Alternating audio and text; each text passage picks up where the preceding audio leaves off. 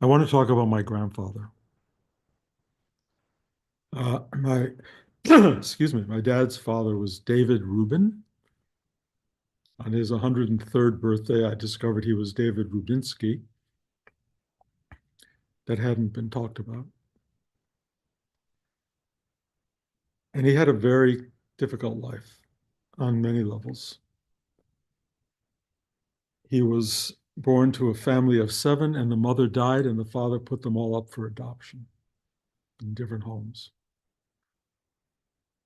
The father later remarried, had seven more children, and somehow my grandfather became included in that mass of children. But I don't think he ever quite found his way in the marching orders of life. He just went forward and he followed the ideas of advancing oneself in the world, finding work, finding a wife, having children. But one of the fascinating things about him, and I mention it because it's relevant to what's happening to us literally right now. He lived in a world of transformative change, transformative. When he was born, there were horse and buggies. Street lights were gas. There was no electricity. He watched cars arrive, electric lights, heating in the house. He watched electric stoves and gas stoves come. He watched television arrive. He watched television arrive.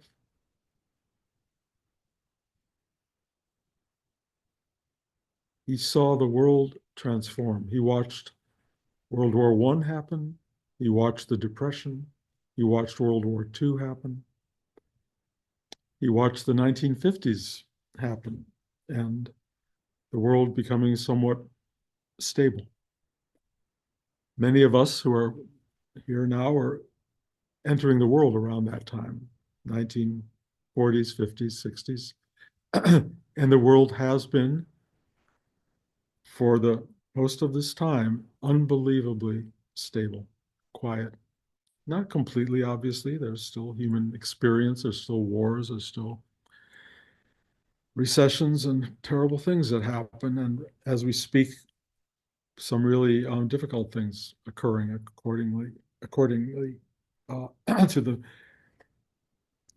images we get to see of the world and what's happening right now. The fires in California are outrageous and terrifying and disturbing. And there are very big changes happening politically. We all know about starting tomorrow. There are big upheavals in the world of technology. And the same way my grandfather saw telephones and electricity happening, we're seeing AI happening. And trust me, it's going to be as big a change in our lives. Some of you are already playing with it and know that. Some of you just have an inkling of that. Uh, I'm watching my son Josh, who's very on the cutting edge of many things, using AI dramatically.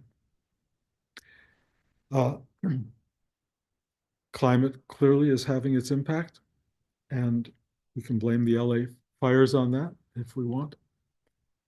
And it's not the end of the struggles, it's really the foreshadowing of what is to come. And I say all that to you because my grandfather watched that all happen. That and what's happening now and more. And he survived it. He lived through it. He prospered in some ways, never in big ways. He always lived in a kind of a small apartment with his wife. His wife Dora, when Dora died, and my grandfather was in his late 70s, and he found a new girlfriend who stayed with him up almost through his hundreds. And he had a small but real life. But here's the kicker, and I've told you this before, so forgive me if it's old news, but the last week of his life, the last days of his life at 103 years old, he was having a medical condition, and it wasn't going well. And he went to the hospital, and the doctor said, we're going to have to do something very quickly if we're going to save your life. And he said, no, doesn't matter. I don't need it. I'm ready. And the doctor said, okay. And he accepted in that moment this idea of finality in his life. But, and here's the important part of the story, about half an hour later, and death was at his door, he screamed at the top of his lungs, so I'm told, "Save me!" All of the story, all of the adventure, all of the newness of life, all of the transformation of things that were happening in his life, his growing love of Johnny Carson, which is what sustained him through the end of his life. Everything was there to keep him going, keep him afloat, keep him in the world. But at the last moment of his life, even though he said he was ready and accepting, the moment the door to the finality of all things appeared in his vision, he screamed out, "Save me." My grandfather was not a person who ever looked inward. He did not have an inner life. He did not have a meditative life. He did not have a sense of even of a religious spiritual life. He was very directed by and comforted by the outer world. He had yet to begin in 103 years to look to the eternal within, to the vastness that existed within himself. He had seen change and transformation, but he had never seen the depth of constancy and eternity and reality that was the source of his being.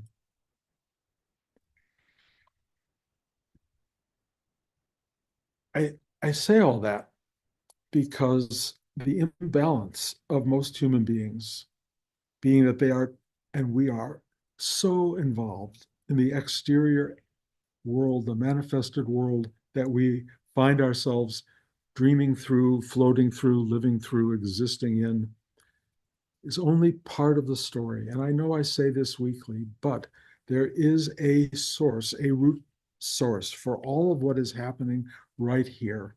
And the whole idea of this practice, of this meditation, of any kind of inner journeying, is to see the stems from which the flower grows, to help water the plant, to help nurture the psyche, the soul of a being. That's why we're here, to make ourselves alive from the depth of our being to the very richness of our manifestation. If you're only paying attention to the top part of a tree, if you don't water the flowers, you know what happens. You know what happens. They start to get dry and they start to fall off, and the plant looks barren. Most people, in many ways, do not water the plant, or if they do it with the most nominal sense of, okay, I'll put a little water in. They go to church on Sunday, they go to the synagogue, they go to the mosque, they pay attention.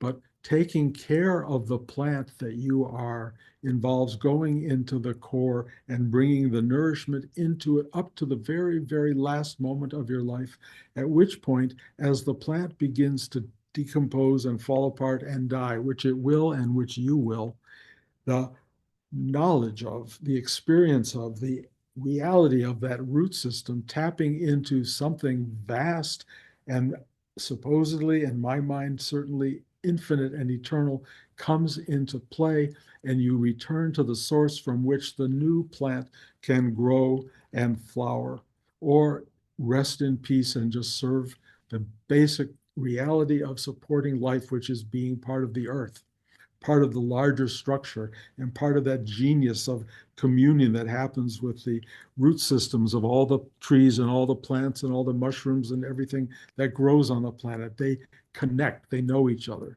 We all have that within us. We all have a dialogue with each other that is not happening in the finite world around us, it's happening in the core. And if ever there's a time to really relate to that core, it's in periods like this, where change is so big, where it's going to be so foundational and transformative on every level. We are at the doorway of that. Trust me, we're at the doorway. It's opening tomorrow. It's already started in many places. The fires in California, horrendous as they are a signal to what happens in a drying world, a dying world, if you will. Is it going to die? My grandfather probably thought it was going to die 20 times over. It did not die. I was born in the middle of World War II. Why did my parents give birth to a child in the middle of a war that we were losing? I can't tell you. Am I grateful? Yes, I am beyond grateful that they did that. I don't want to make predictions that the world's going to fall apart. I don't think it does fall apart. And if it does fall apart, the system that brought it into being is not going to fall apart because I sit and I go into my core on a daily basis, almost like a minute to minute basis. And I just feel this vibrancy of creation. I call it radiance that comes up into the world and goes out into life. There are times it gets complicated and it gets shrouded and it gets locked up in knotted forms and it really becomes unpleasant. And that happens over and over and over throughout history. But we who were born in the 40s and the 50s and the 60s, we saw a kind of world that was relatively mellow. People get bored with mellow. People get bored with the knowing, the knowable, the stuff that is. They want other, they want more. Part of what's erupting in the world right now is coming out of a kind of dissatisfaction, which I would label maybe more in the Buddhistic sense as ignorance. There's a kind of ignorance that happens in the world. It's not knowing, it's not educated, it's not reaching certainly into the depth of being, it's not even reaching all the way out into the outer world. It's closing libraries so people don't go look at other people's thoughts and feelings about life in the world. And it's causing a kind of a reach into the internal being that is really sort of restricted by teaching, by other people's teaching, by church practice, by synagogue practice. If you just do this and do that, you'll be fine. It's nothing like that. It has to become alive and dynamic in you if you want it to flower and you want it to touch the roots. If you want that inside yourself, and then you want to spread that into the world, which is what you can do. You know, I walk around and our flowers that bloom in this house give me a kind of unbelievable repetitive joy. And Blanche takes great care of the flowers. Our plants flourish because there's a caretaker in there. Caretaking is us getting in touch with the nutrients that are really essential to make life work. And if you can get in touch with your own nutrients, you can nurture your plant, which will flower and cause joy for everyone who knows you, because your flowering is beautiful. Your flowering is worthwhile.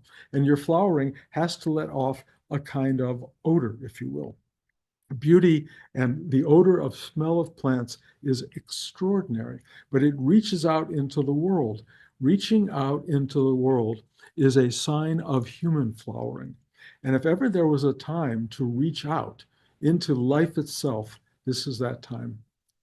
Actually, get on your emails, get on your texts, get on your phone, write letters to people, and let them know you are there and that you care about them. Do what you can.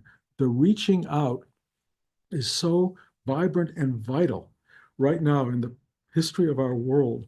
People know that they have to know that they're connected to a living, vital, vibrant source of energy that is reaching out and caring. This is who we are. This is what we can do. If I say this to you now and the class is over and you just go back to worrying or doing whatever you do, you're going to miss the point. Get onto your computer, get on to your phone, whatever it is, at least to one person and say, hey, how are you? How are you doing? Especially if you have friends in California. And I have reached out to friends and relatives, and the messages I'm getting back are horrifying, horrifying.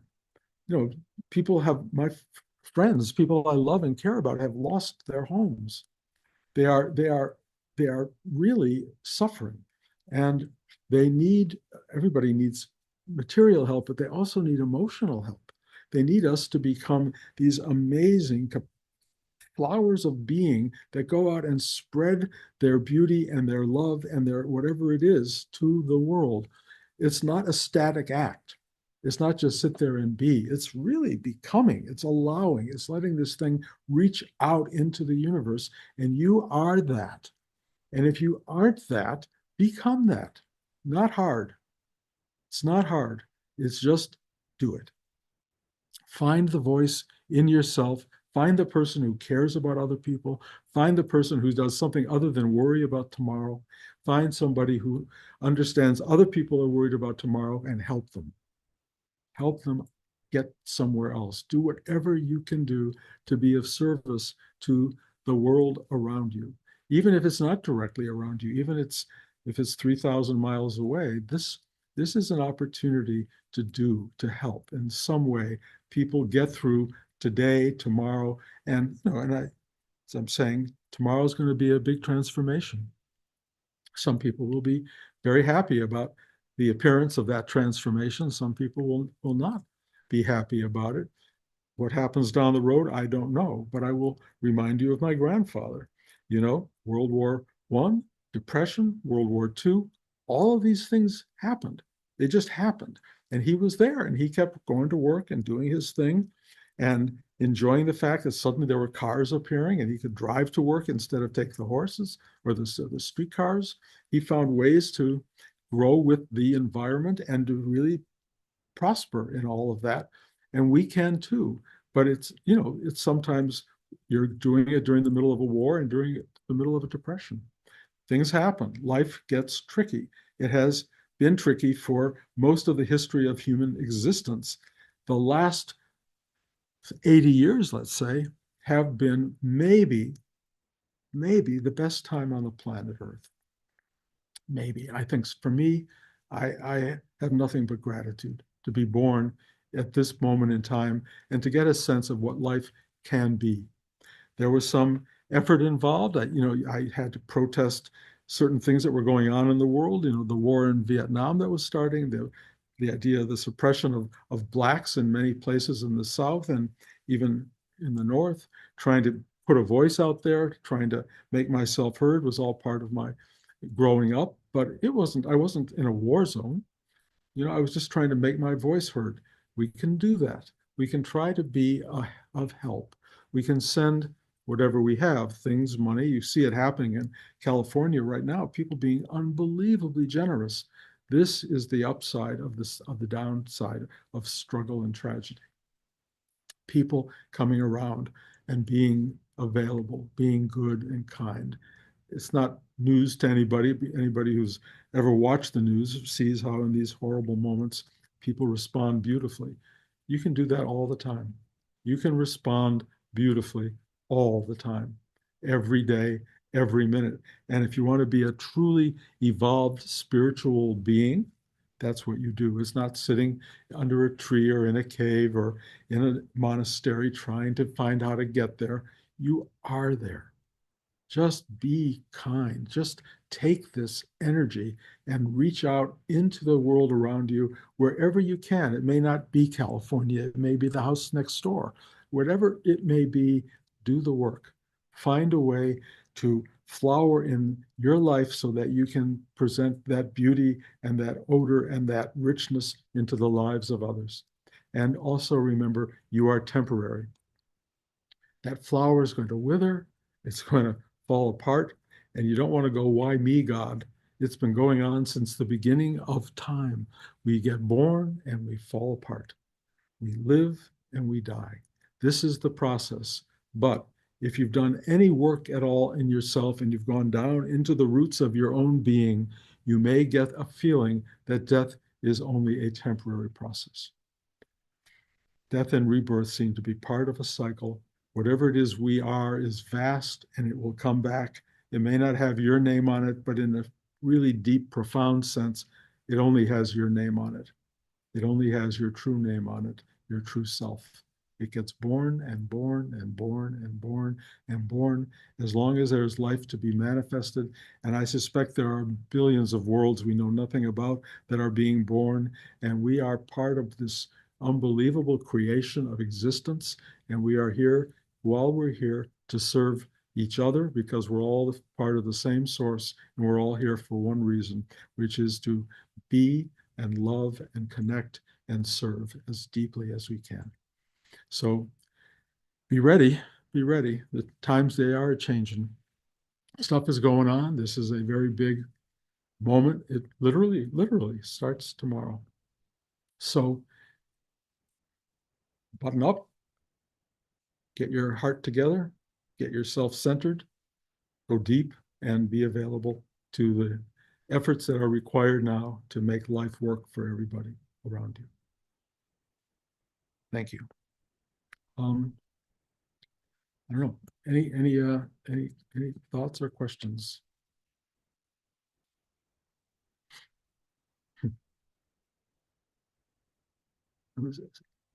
Sarva, was that a question? Oh, I'm sorry, I didn't know if somebody raised their hand. That was me, Bruce. This is Jenna. Oh, okay. I don't have a selfie on my phone, so either you see me or I see you.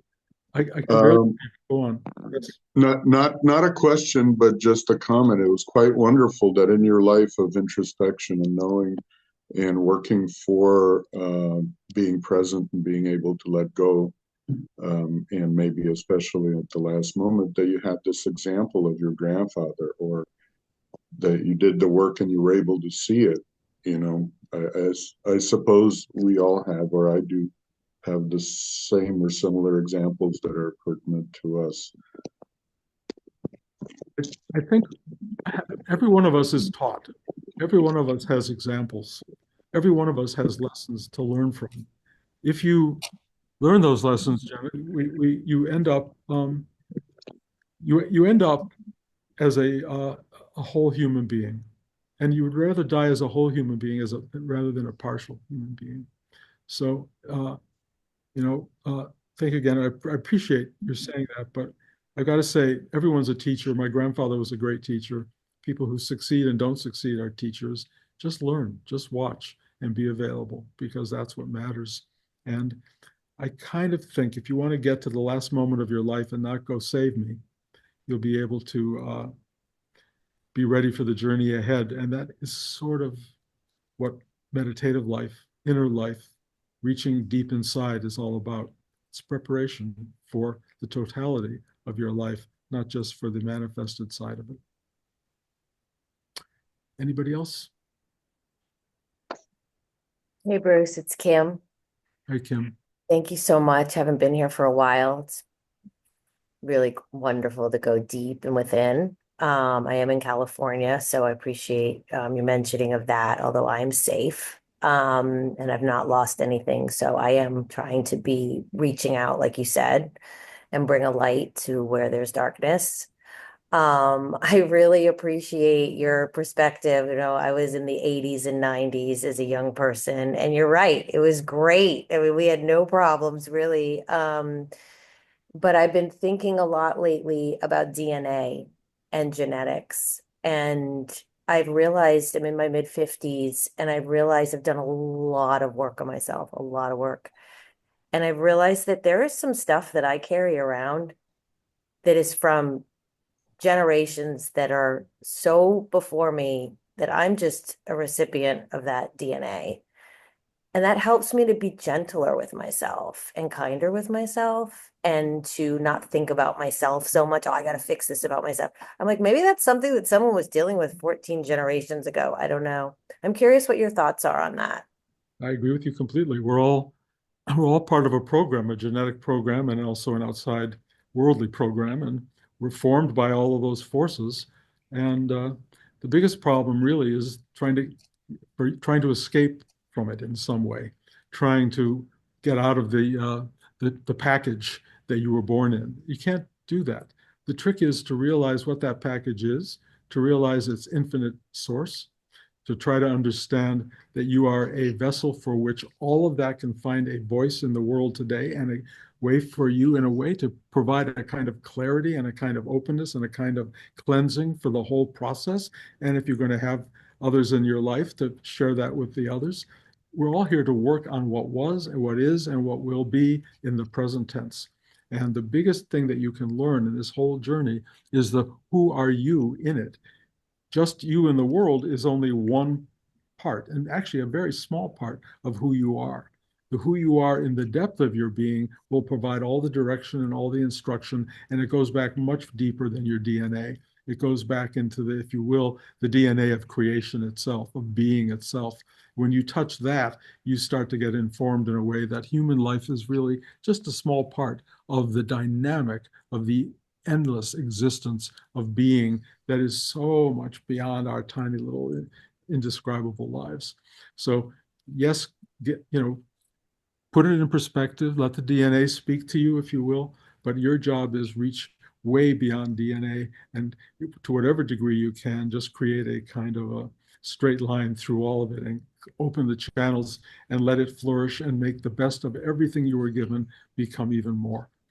It's your job. That's what we're here for. If you can do it, it'll be wonderful. If you don't do it, you'll pass that on or not, one way or the other, even through generations to come of progeny, or just how you respond to the world. A lot of people send out a lot of tension into the world, and that gets passed on as well. Better to send love if you can pull that off. Bruce, Yes. I just wanted to express some gratitude that it's Rudy's birthday next Friday. And I was wondering whether or not we're going to do anything to celebrate that. Perhaps on the following Sunday. George will have to, yeah, I think on Sunday we will celebrate. I don't know what we'll do on Friday. But you want to bring a cake? Have a cake. I would love, well, we always celebrate Rudy's birthday. I've celebrated Rudy's birthday for 50, 60 years. So yes, we will do that in person here in class in New York on next Sunday. Thank you. Anyone else? Bruce, I have a question. Mm-hmm. I It, can't see you all, by the way, so just. this is Zach. Mhm. So it feels like a lot of times there's this real calling to, I guess, just be completely present with what is and surrender expectations and like basically any kind of mental orientation with it. There does seem to be like a little, I guess, hiccup for me with like when I'm just open and loving with something, it almost feels like there's some part of me that feels like I'm then stuck with it, because how would you change something that you're really being present with, without any kind of um if you're fully embracing the situation, then that just seems to be it. I feel like a little bit um looping in that. I'm wondering if you could help me out. Yeah, it's a little bit of a cerebral problem more than anything else. When you fuel a car, you don't determine where it goes. You don't determine whether it turns right, turns left, whether it goes to the grocery store, if it goes across country. You fuel the car. Love is a fuel in a certain sense, and it helps things go and function and move along. You don't have to be the determining factor of what that fuel does, or how it ignites a transformational element in another person. Just present it and watch what happens. It's not just accepting a situation, is not love itself. Love is a kind of vibrancy. It's a kind of, like I call it, radiance. It's a kind of a light that flows into other people. Situations are going to change no matter what you say. That car filled with gas has potential. It may not go anywhere. It may sit in the garage for, a year or even 10 years, but it may also drive off very quickly. You may be part of that. You may not be part of it. But the fact that love was a fuel and an offering, a giving to somebody else, helps them be able to move and function in their lives. It's not for you to accept the static quo at all, the status quo in life, because what's status and static is going to change whether you're provoking that change or they are, or anything. Life is going to change. So your love is just going to be creating a kind of a hug that makes it easier when that change occurs. Does that help at all? Yeah. A Yeah. little bit? Okay. Yeah. The hearing about love as like I heard it as like a warmth or a light. I feel like a little bit more than just acceptance or embracing, but there's like a I guess just like focus on the fuel, not so much the maneuvering or whatever. It kind of like with the good energy, it'll maneuver in the way that needs to maneuver, so to speak. Yes, it will. It will. And acceptance doesn't mean that you surrender to static anything. Nothing is static at all. And if you find static in life, you don't want to, I don't know what to say about it. Pouring all the love in the world into it won't probably do much. But all I can say is most things change, alter by their own nature, by the nature of what life is. And it doesn't always get, quote, better, but it does change. If you want it to get better, love is enough. It's like buying new flowers for the house when the old ones die. It's a better environment. You got to keep it going.